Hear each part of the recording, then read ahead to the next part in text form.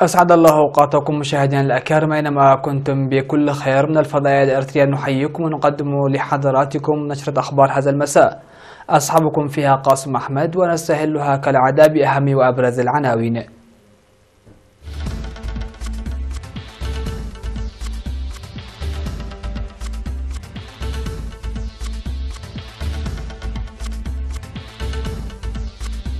مركز الكفاءة المؤسسي يعمل على تطوير خطط العمل الاستراتيجي. تطور رعاية الأمومة والطفولة في مديرية غوني. جهود لحل مشكلة مياه رهي. هجمات تهز مدينة الكويت الباكستانية ومعطل 6 من الشرطة. قمة تاريخية بين الكوريتين تعزز الأمل بتحقيق السلام. طالبان الأفغانية تعلن بدء هجومها الربيعي السنوي.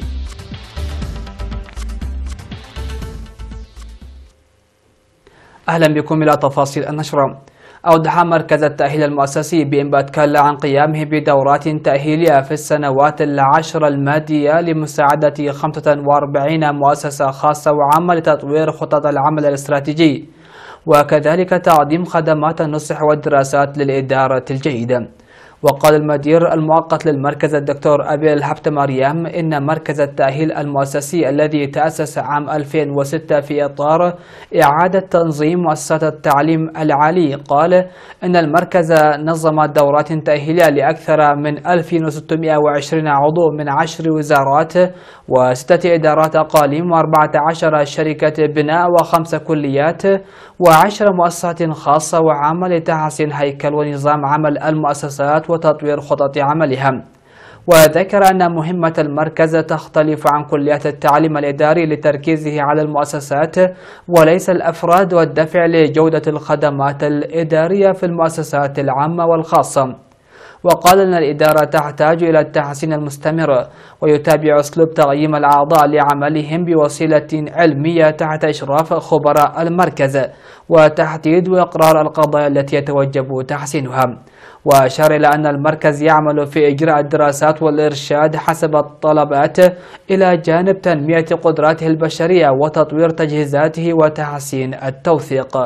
وأوضح الدكتور أبيل أن المركز كان قد أجرى الدراسة التقييمية للتعرف على فعالية الدورات التأهيلية التي قام بها وتأثيرها على عمل المؤسسات، وقد أسهم المركز لرفع الوعي الإداري باعتباره أن تحسين أنظمة الإدارة عمل متواصل دون انقطاع، وأن قيام المؤسسات بإعداد خطط العمل الاستراتيجية انطلاق من دراسات وإرشادات المركز يعكس مدى تأثيره.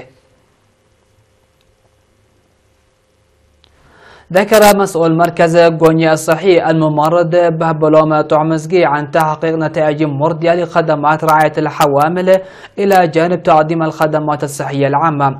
وقال أن التوعية الصحية المقدمة في المؤسستين الصحيتين بغوني وتوكودا أسهمت للسيطرة على الأمراض المعدية مثل الملاريا.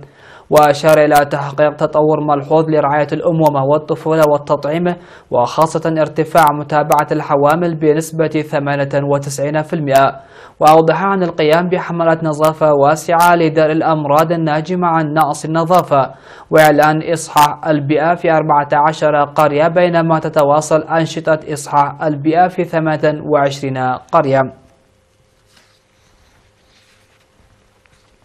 تجري أنشطة شعبية بالتعاون مع الشركاء لحل مشكلة ضاحية رهين بمديرية حلحلة، ويشمل العمل الذي يغطي السكان 10% من منصرفاته إزالة الطمي من بئر وبناء خزان مياه سعة 125 برميلا ومحطتي توزيع مياه وتركيب طاقة شمسية بقوة 1.6 وات ومد أنابيب بطول 1.5 كيلومتر. وأوضح مدير ضاحية رهي السيد محمود حامد عن تجهيز الأدوات اللازمة للمشروع، ويجري العمل لإنجازه في أقرب وقت. ويحصل حوالي 80% من سكان مديرية حلحل على مياه الشرب الصالحة. وتبعد ضاحية رهي مسافة 23 كيلومتر إلى الشمال من بلدة حلحل، ويقطنها حوالي 3000 نسمة. من جهة أخرى دعا سكان ضاحية أسندة بمديرية أسماط لإيجاد حل عاجل لدفن السيول 3 آبار وجرف مولدات الضخ العام الماضي، حيث يعاني السكان وخاصة الطلاب. حققت الجهود الصحية التي بذلت في مديرية صرونا لمكافحة الأمراض المعدية عامة والملاريا خاصة نتائج مرضية. وأوضح الاجتماع الذي عقد لتقييم أنشطة المكافحة عن انخفاض الإصابة بالملاريا بنسبة 76% عام 2017 مقارنة بالأعوام السابقة. وذكر مسؤول الصحة العامة في المديرية الشاب يوهانس الشمندي أن هذا الإنجاز تحقق بفضل حملات النظافة المنظمة يومين في الأسبوع تحت إشراف الكادر الصحي وتوزيع الناموسيات ورش المبيدات الحشرية. ودعا للعمل المنسق للحفاظ على الإنجازات المكتسبة والدفع بها قدما. بحث اجتماع عقد في ضاحية شاكاوا جريد بمديرية أسماط دور المجتمع لتنفيذ برامج التنمية الموضوعة.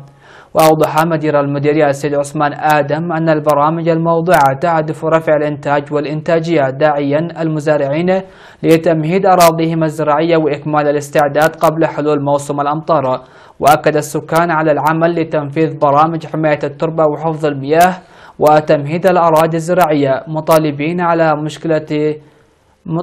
على حل مشكلة مياه الشرب والمواصلات والحصول على الدعم الآلي لعملية إصلاح الطريق التي يقوم بها السكان.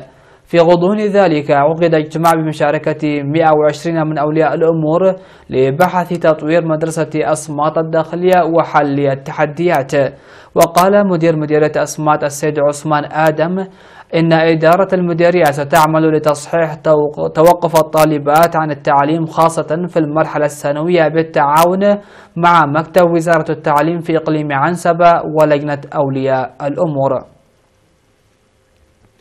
مشاهدينا الأكارم، نشرتنا لا زالت مستمرة معكم لكن بعد الفاصل فتفضلوا بالبقاء معنا.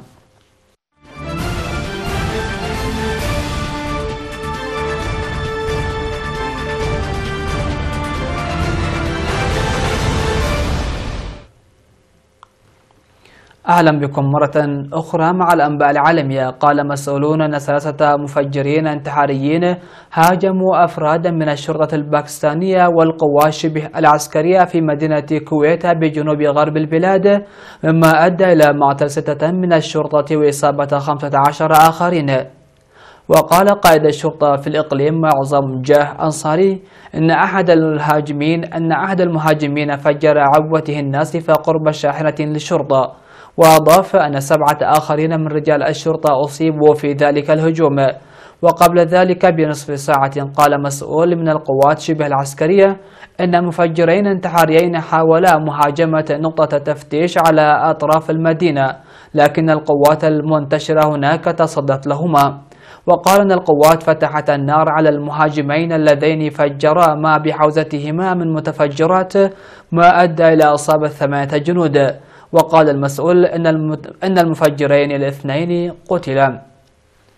يصل الزعيم الكوري الشمالي كيم جونغ أون الجمعة إلى المنطقة المنزوعة السلاح بين الكوريتين لعقد قمة تاريخية مع رئيس كوريا الجنوبية مون جاي إن تعتبر تتويجا للتقارب الدبلوماسي الذي بدأ مطلع العام على شبه الجزيرة.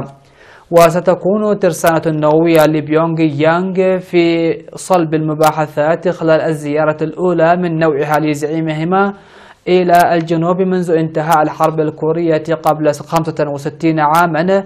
وقد تناقش أيضا معاهدة السلام تنهي رسميا النزاع بينهما. والقمة التي ستنعقد في الجانب الجنوبي لقرية الهدنة بان مونغوم هو الثالث من نوعه فقط بعد لقاءين في بيونغ يانغ كان آخرهما قبل 11 عاما، يهدف إلى تمهيد الطريق أمام قمة مرتقبة بين كيم والرئيس الأمريكي دونالد ترامب. وتأتي هذه القمة بعد جهود دبلوماسية حسيسة على شبه الجزيرة في أعقاب الألعاب الأولمبية الشتوية في الجنوب.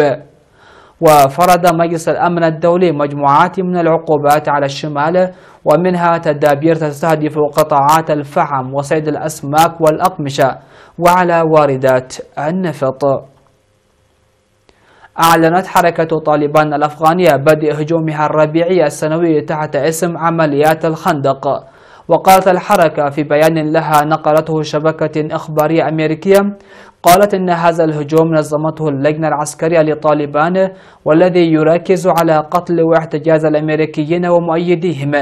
ويأتي هذا الإعلان بعد ما بدأت الحركة شن سلسلة من الهجمات استهدفت قوات الأمن الأفغانية في جميع أرجاء البلاد. وفي السياق ذاته لقى 3 مسلحين من قادة طالبان مصرعهم، وأصيب 2 بجروح في غارة جوية استهدفت تجمعا لقيادات تابعة للحركة في إقليم لغمان شرق أفغانستان. ونقلت وكالة أنباء خامة بريس الأفغانية عن مسؤولين تأكيدهم أن طائرات أمريكية بدون طيار نفذت الغارة، وأسفرت عن مقتل 3 على الأقل من القيادات البارزة في طالبان، فضلا عن إصابة 2.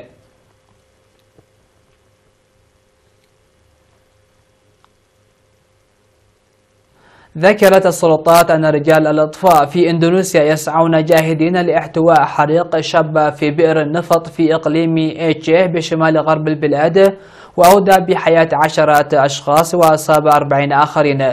وقالت الوكالة الإندونيسية للتخفيف من أثر الكوارث في بيان: لا نزال نجمع الضحايا لأن الحريق لم يخمد بعد. وأضافت الوكالة أن الحريق شب في شرق إنجه في الساعات الأولى من صباح الأربعاء، بعد ما فاضت البئر التي يبلغ عمقها 250 مترا بالنفط، وتجمع السكان لتعبئته. وذكرت أن عشرات الأشخاص أدخلوا المستشفى في باندا إنجه عاصمة الإقليم، مضيفة أن شركة النفط الحكومية بيرتاميتا توفر المعدات للمساعدة في السيطرة على الحريق. وأفاد قائد الشرطة في شرق أنجه بأن بئر النفط ربما حفرت بطريقة غير مشروعة، وبأن الحريق ربما شب عندما كان يدخن شخص لفاقة من التبغ.